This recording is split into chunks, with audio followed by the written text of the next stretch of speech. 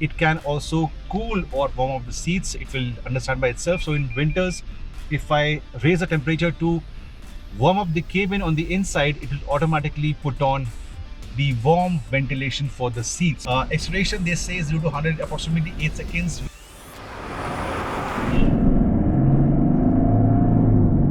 You hear that? It is really music to the ears. 1, 2, 3, 4, 5, 6 screens on the inside. On-road pricing, that is over 3.3 CR. For this kind of pricing, you can actually buy a whole huge villa in a small town in the Indian market. Insane. That is the word I want to use for the Lexus LX500d.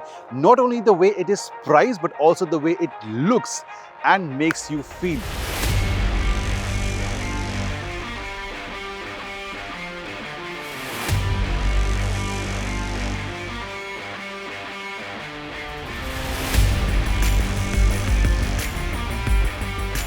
Welcome back to 91 Wheels. My name is Punia and this has to be the most expensive and exclusive car we have driven this year for you guys, for the video and for the review. Now, pricing will be discussed at a later stage. Let me talk to you about the LX first. This is the first generation model of the LX, but a first proper major update this one has got in the last 14 years. That is the kind of stuff Lexus made when they launched the LX model a couple of decades back. LX is for the SUV version. Of course, Lexus also sells other models in the Indian market, the hybrids and the bonkers large super luxury MPV. I'll come to the design and size at a later stage. Let me now get the pricing into the picture. The pricing is, in case I don't include the insurance or the RTO or the taxes that you have to pay to the government, the ex-showroom price is 2.8 crores, slightly above that. If I take into the on-road pricing, that is over 3.3 CR, depending upon the city you are in. For this kind of pricing, you can actually buy a whole huge villa in a small town in the Indian market. So that's the kind of pricing. Now, if I may ask you, if you are in the market for a luxurious, super exclusive, power-packed, feature-packed vehicle, what do? You can buy yourself the all-new Kia Carnival, but that is only for 1/4 the pricing. Going up, you can buy yourself the Toyota Wildfire, but even that's half the pricing. You can't buy yourself the Mercedes-Benz GLS, but you can buy 2 GLS for the price of one Lexus LX500d. So that is the kind of pricing we are talking about over here, and yet it is sold out for the Indian market. The allocation is low because worldwide this thing is in huge demand. So that means you just can't drive into a Lexus showroom in your German sedan or a German SUV to buy this. You will have to wait. Size matters for the Indian market, and look at this. I stand 6 feet tall with a healthy build, and yet the bonnet comes till my elbow. That is the kind of size this one has on the road. So size matters in the Indian market. The first impression is the last impression, and in terms of size, Lexus has you covered. The grille, it can't put to shame any of the BMW offering in the Indian market. Of late, Beamers have had huge grills, but look at this. That's half my size right over here. The headlights are like the Lexus offerings. This is a huge mass over here, and on the side profile, the biggest alloy wheels on any Lexus anywhere in the world. These are 22 inches, and they remind me of the Punjabi song that Gaddi Neevi ji kara ke 22 inch de poake. So 22 inch of the alloy wheels right over here. By the way, the car is on the highest height right now. You have H2, this one you have H1, N and L. You can do that from the button on the inside. The huge door starts over here, second huge door, and the side step is very useful because to get inside, you literally have to climb. Imagine someone who is 5'2", 5'3", they will have to use the ladder and the grab rails right inside. You have the sunshade on the inside, that's for the darker part over here. It is a 2-door, 2-row, there is no 3rd row in the LX, and yet the huge demand. Bonus tip, well, all the 5 doors have a soft touch function, much like the luxury cars on offer. At the back, flashiness with the LED setup, but generally, it's a very clean design. It's not a very loud design, but something that is classy, something that has attitude, something that is badass. So on the road, the kind of attention I've received in the last few days has to be possibly the highest this year. People have been staring at the Lexus LX500d. Nothing comes close in terms of the flashiness, but there is a price you have to pay for it. Second space interiors, but before that I want to show you the engine. A lot has changed and yet it is very good. Now, as compared to the earlier LX, the engine has gone down in terms of size, but yet the USP here is the V6 setup with the diesel engine. Of course, the petrol one was there in the earlier version for the Indian market, but now we only have the 500D, not the 570 petrol. Huge enough, like a 1 BHK setup in like a part of Mumbai. It's really very huge. So yeah, it's a V6. You have twin turbos, you have a 10-speed gearbox automatic, you have power going to the 4 wheels, you have a proper 4x4 hardware. But how is the huge SUV to drive? Well, it's time to get behind the wheel and also talk to you about the interiors, your second space.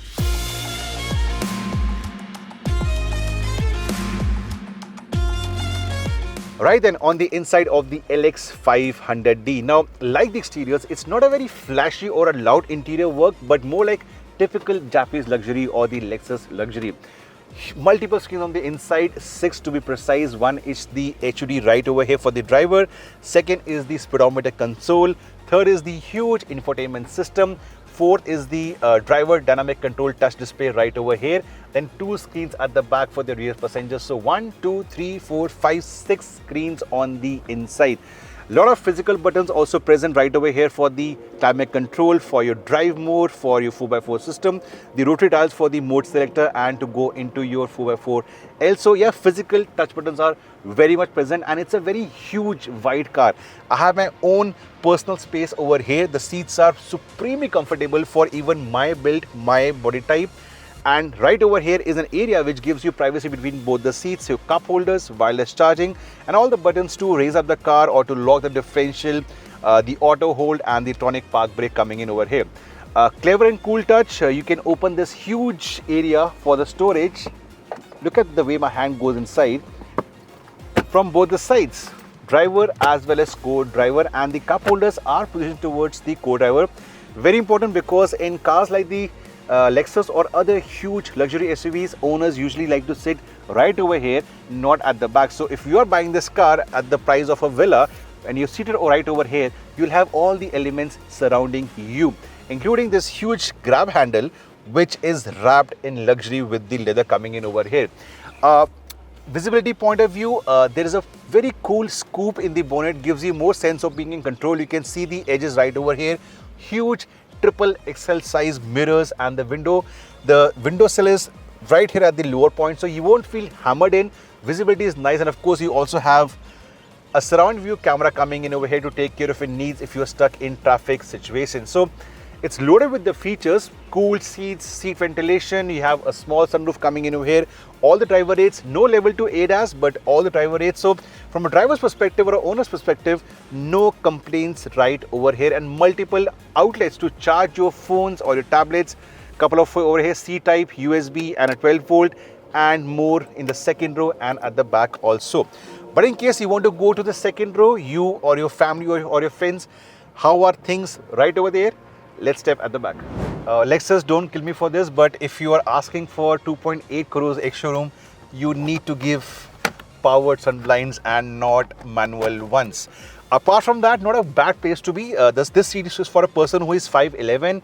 I stand 6 feet tall, and yet there is approximately 4 to 5 inches of knee room. So in case you want to be at the back, you have your space sorted. I agree, it's not the best given it's a 2-row setup, not a 3-row setup. They could have possibly gotten more space. At the most, I can recline the seat, but that's about it. On the other plus points, your own independent controls for the aircon for the left passenger and for the right passenger. I, as a rear seat passenger, can also access this huge area by opening it like this, and the sunroof could have been longer for an airiness feel, but apart from that, good quality of materials used, be it the soft touch on the doors or the leather right over here. And these seats are, by the way, cooled as well, so that is your extra brownie points. The screens are part of the package for the rear seat passenger, so in case you have your kids or other members at the back on a long trip, they have the screen sorted, so no worries on that front. As for the boot space in the LX, well, I thought of showing you in this perspective. You can actually have 2 or 2.5 medium-sized humans on the inside, or 4 to 5 large suitcases. That is the plus point of having a 2-row setup on the inside.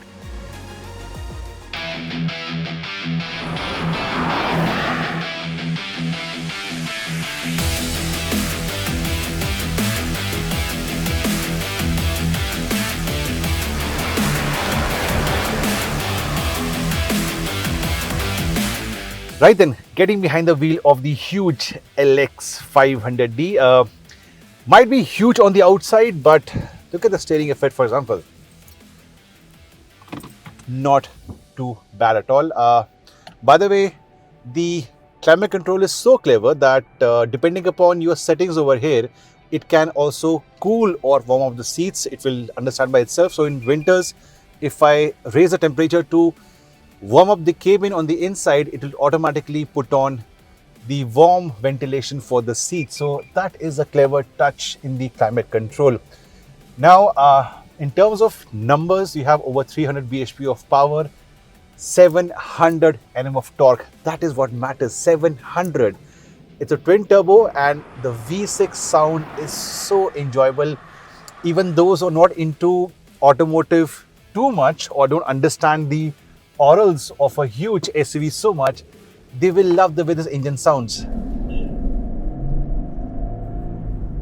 You hear that? It is really music to the ears. No typical diesel clatter on the inside, just the smooth rumble of the V6. Really very good. 10-speed gearbox, and of course you have paddle shifters. You have multiple modes, drive modes, which you can activate from right over here. These include the normal, Sport S Plus, Comfort, Eco, and so on. But I'll be in the normal, for most of the time. Fuel economy, let me just get that out of the picture. People will not care about that, but the new platform helps you save 200 kilos. Also, it's much better in terms of the way it cuts through air. Then you have the clever 10-speed gearbox, and then you have the diesel engine. All this combined together was giving me almost 10 kmpl in the morning from my house to the shoot location in light flowing traffic. Out on highway speeds, thanks to the 10-speed gearbox, you can expect 9 to 10 kmpl if you are not too aggressive. However, if you are in traffic conditions, start-stop traffic conditions, and the engine cannot go into higher gears, the economy as per display will drop. I've seen as low as 6 to 7 kmpl in the last few days. Diwali madness, Diwali rush, but that is expected. Economy out of the way, I want to talk to you about how you feel from a driver's perspective. I told you the weight has gone down by approximately 200 kgs. The center of gravity is lower, so it should handle in a better way, right?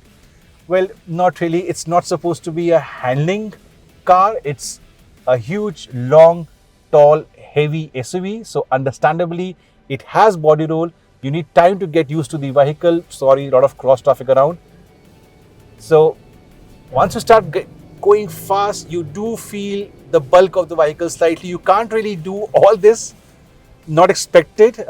This vehicle is really meant to be chugging along in traffic with people staring at you, or munching up miles on open roads, which I just do right away, hitting the highway towards open roads. And once you do that, you are on normal straight roads or even slight curvy winding roads. The LX really gets into its own sweet spot. I've left the ride height in normal position. We can do that to H1, H2, but at higher speeds, it will automatically go down to a lower ride height. Of course, in the sport mode, in the L ride height, it's lower, looks a bit more badass as well. So yeah, on straight roads, the comfort levels creep in.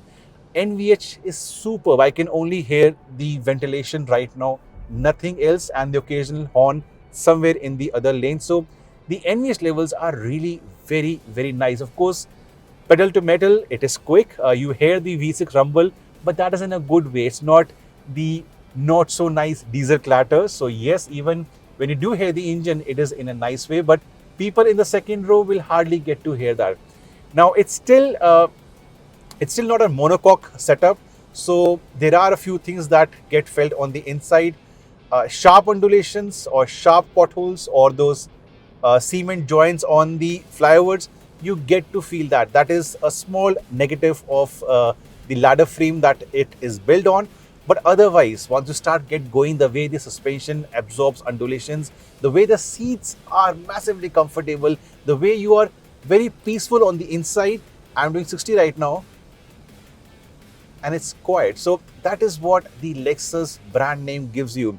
Owners will be right over here in the co-driver's seat. They have their own private area, and they'll be happy. They'll be cocooned in pure luxury.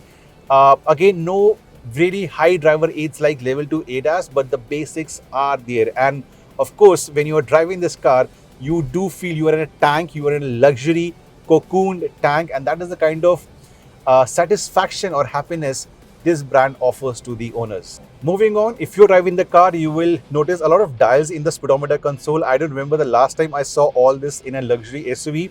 So you have the temperature for the coolant, for the engine oil. You also have the battery voltage coming in.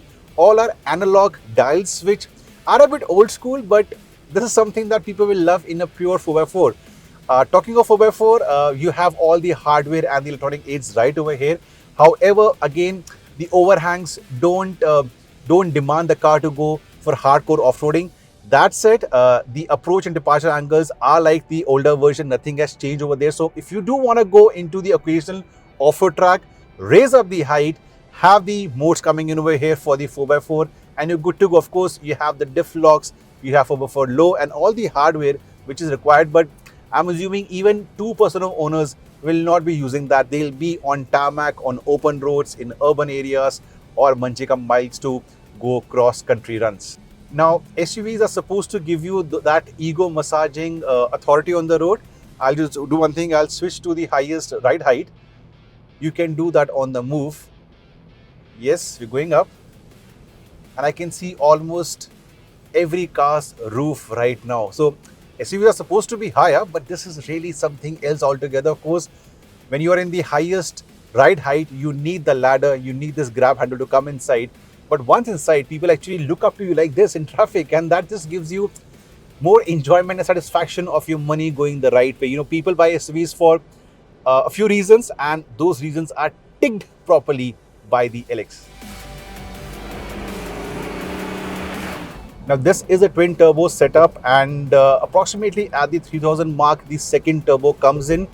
You don't feel any special kick coming in. You're basically riding a wave of torque. Acceleration, they say, 0 to 100 approximately 8 seconds, which is phenomenal for something that is so heavy, that is tall, long and heavy. So yeah, pedal to metal, if you're gunning it, enjoying the car on a weekend, you do feel that extra shove. You are pushed back into the seat non-stop till about 120, 130, 140, and then the things start becoming slightly slower. Given the road, you'll do 200 plus easily, effortlessly in the LX. And that brings us to the end of the video and time for the verdict on the LX500d. Now I know what you are gonna say to me. There are other options in the market that may be classier. They may have a 3-row in place. They may have more features or slightly more comfort on offer, but there are a lot of things that are going in favor of the Lexus LX500d. A is the brand recall. B is the way it looks. C is when you drive the car, you understand that it's literally indestructible in terms of the nature. It's a Toyota, it's a Lexus, and all these things mean that people still want to buy this. The VIPs and the cream layer of the buyers in the Indian market still want to own this and are ready to wait a few months to get this one home, and that speaks volume about the vehicle. Anything I've not spoken about the LX500d, please ask me in the comment section below. And very soon we're embarking on a special trip to the northeastern part of India. Which car, which location? Well, wait for a few weeks and don't forget to subscribe to our channel and also hit the bell icon.